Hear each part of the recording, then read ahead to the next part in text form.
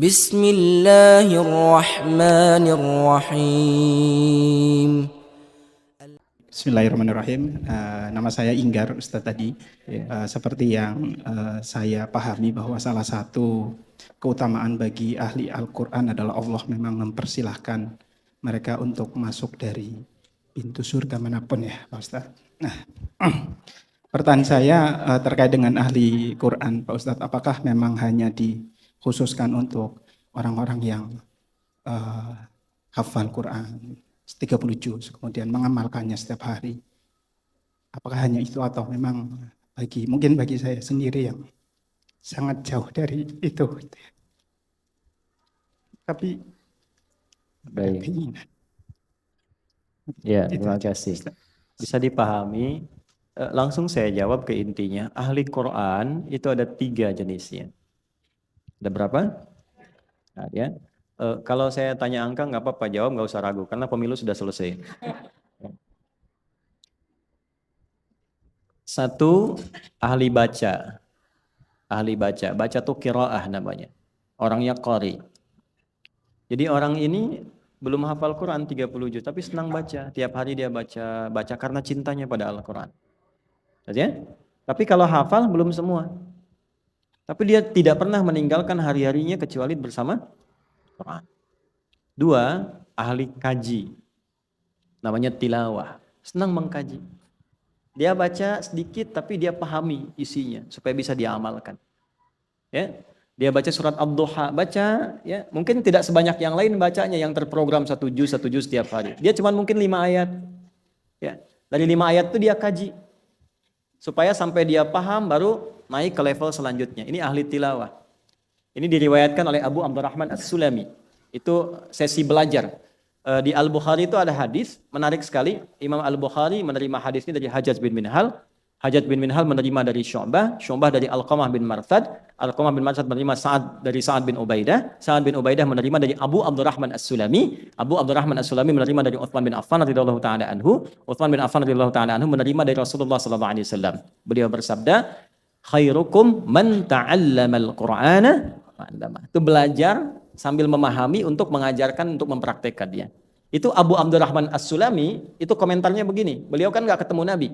Dari tabi'in belajar dari sahabat. Akhadnal Qur'ana an qaumin. Kami kalau belajar Quran dari kelompok sahabat itu paling banyak itu 5 sampai 10 ayat. Tidak kami teruskan kecuali kami pahami dulu isinya. Setelah paham kami amalkan, lalu kami lanjut lagi. Maka kami belajar Quran dengan bacaan dan ilmu dan amalnya sekaligus. Itu tilawah. Yang ketiga tahfidz. Qiraah, tilawah, tahfidz. Menghafal. Apa maksud menghafal ini? Supaya hafalan itu mengingatkan kita dengan Allah dan memberikan petunjuk pada fungsi tubuh kita untuk beramal. Jadi bukan cuma hafal, kalau hafal gampang. Tapi tidak semua hafalan itu dipakai untuk zikir, untuk ingat Allah. Makanya di Quran, kata menghafalnya itu menggunakan zikir, bukan menggunakan hifz. Ya, misal Quran surah ke-54, ayat 17, ayat 22, ayat 32, ayat 40. Walaqad yassarnal Qur'ana lidzikri, bukan lilhifzi. Ya.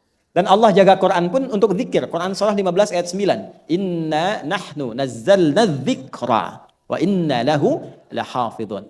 Kalau hifdzun itu cuma hafal. Dan dijaga hafalannya. Tapi zikrun, hafalan yang dengan hafalan ayat itu menjaga diri kita untuk selalu terkoneksi dengan Allah.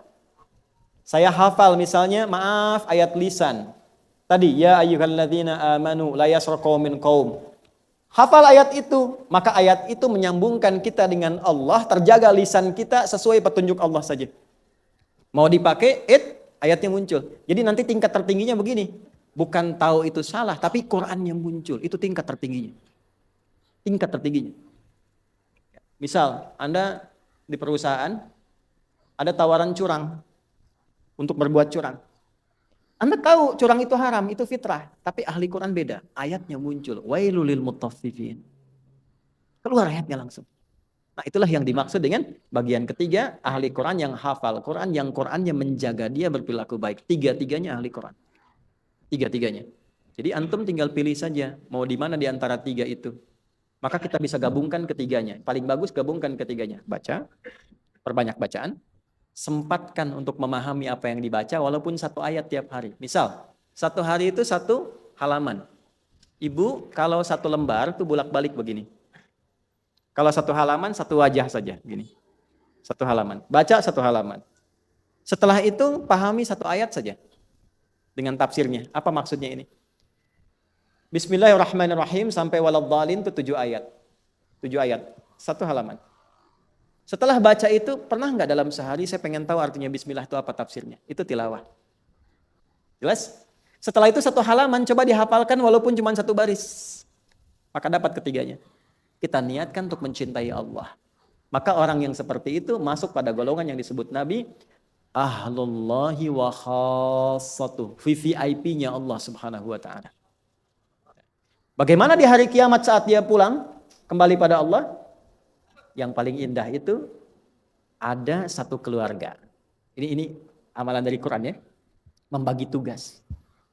Ayahnya mungkin gak hafal. Anaknya dihususkan untuk menghafal supaya punya kebanggaan saat pulang. Maka yang terjadi apa?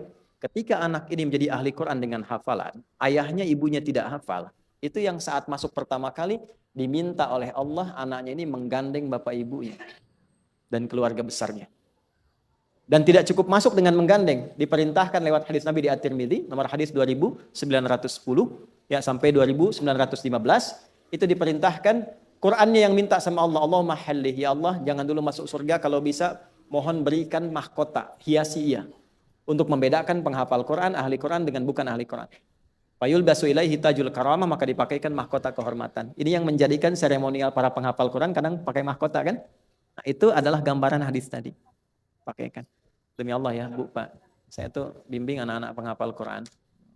Jangankan menggambarkan suasana kita pulang, itu saat prosesi pakai mahkota aja. Tidak ada orang tua yang tidak menangis. Bahkan yang bukan anaknya pun menangis. Karena fitrah itu nggak bisa ditolak. Jadi begitu dipakaikan, lalu diperintahkan oleh Allah, pakaikan juga mahkota untuk kedua orang tuanya, langsung dengan tangan anaknya.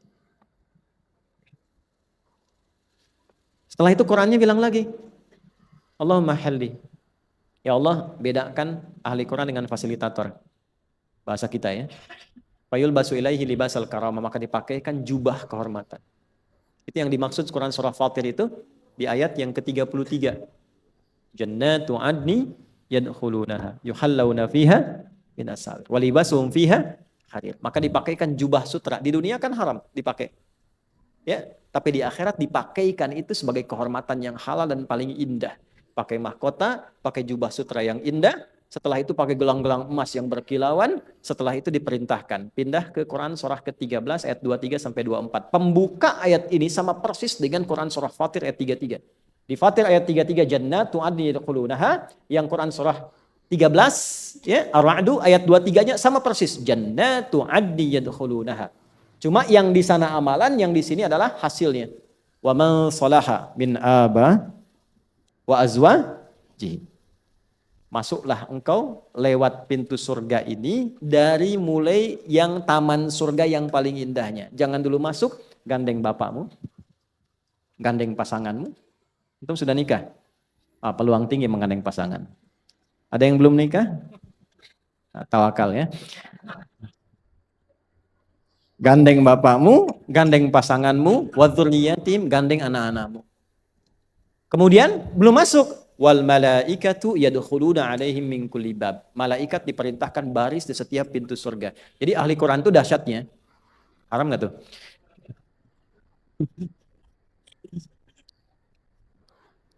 Maaf. Jadi ahli Quran itu dahsyatnya begini. Dia disuruh mengelilingi lu pintu-pintu surga, semua pintu surga. Malaikat diminta semua berjejer berdiri menyambut mereka. Lalu malaikat mengatakan, Salamun alaikum bima sabartum. Selamat karena Anda sabar saat di dunia. Makanya jadi ahli Quran mesti sabar ya. Sabar, bacanya sabar, ngajinya sabar, belajarnya sabar, menghafal sabar. Karena nanti sudah hafal, tiba-tiba pas ada ayat tertentu, sehari, 2 hari, gak masuk-masuk. Kadang setan tuh begini, hati-hati ya dengan jebakan setan. Setan tuh membiarkan dia hafal banyak dulu. Nasihat saya pada para penghafal Quran, memulai dengan tahap-tahapannya teratur. Jangan diikuti tuh godaan setan. Oh, kamu kan cepat hafalannya, perbanyak aja. Nanti begitu banyak ketemu ayat yang susah, dia tawarkan Anda untuk menghentikan semua hafalan Anda. Pelan-pelan. Fanikma uqbaddar, sekarang nggak ada capek lagi, nggak ada lelah lagi, silahkan nikmati tempat ini yang paling indah yang belum pernah dijamah. Lalu dibacakanlah Quran yang biasa baca. Sekeluarga baca Quran. Bapaknya yang biasa ngaji, walaupun cuma baca yang dibaca.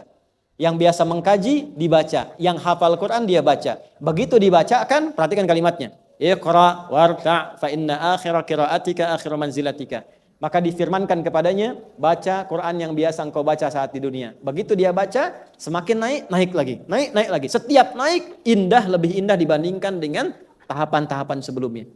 Jadi begitu naik, lebih indah. Naik, lebih indah. Sampai begitu selesai, sampai ujungnya minal jinnati wan nas, di tempat tertinggi dia berada di surga. Itulah yang menjadikan anak-anak di Gaza, kami punya teman-teman ulama-ulama di Gaza itu. Dari 2010 mereka punya program supaya semua rumah-rumah di Gaza itu semuanya ada ahli Qurannya satu. Dan sudah tercapai 96%. 4%-nya itu tinggal 20 juz, 25 juz, 15 juz. Dan candanya perhatikan, anak-anak kecil di Gaza, di Palestina, candanya kalau sudah 30 juz, dia canda pada temannya yang masih 20 juz, masih 15 juz. Nanti kalau saya sudah di tingkat tertinggi, saya dadahin kamu di bawah ya. Dan kita hanya bisa tertawa untuk itu, tapi kita tidak menyiapkan diri. Makanya yang rugi itu kita sebetulnya. Mereka sudah siap kok. Cita-cita tertingginya syahadah, syahid, pulang. Yang belum aman tuh saya, Anda, kita. Yang tangannya masih bisa bergerak, lisannya masih bisa bicara dan sebagainya, dan berpotensi salah. Maka itu yang harus disiapkan. Jelas ya? Wallahu a'lam bishawab.